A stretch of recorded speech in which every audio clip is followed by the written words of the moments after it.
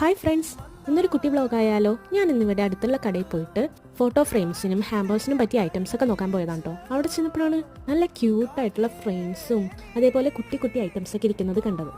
ഫ്രെയിംസിൽ തന്നെ പല type frames ഉണ്ടായിരുന്നു. നല്ല കോട്ടഡ് ഫ്രെയിംസും നല്ല ഭംഗിയുള്ള ഫ്രെയിംസ് ഒക്കെ ഉണ്ടായിരുന്നു. ഇത് മാത്രമല്ല കുറേ റൂം ഡെക്കോഴ്സും പിന്നെ ഇപ്പോൾ നമുക്ക് വീഡിയോ ഒക്കെ എടുക്കാൻ പറ്റിയ ബാക്ക്ഗ്രൗണ്ട് ഐറ്റംസും കുറേ ക്യൂട്ടായിട്ടുള്ള സാധനങ്ങൾ ഞാൻ അവിടെ കണ്ടു കേട്ടോ.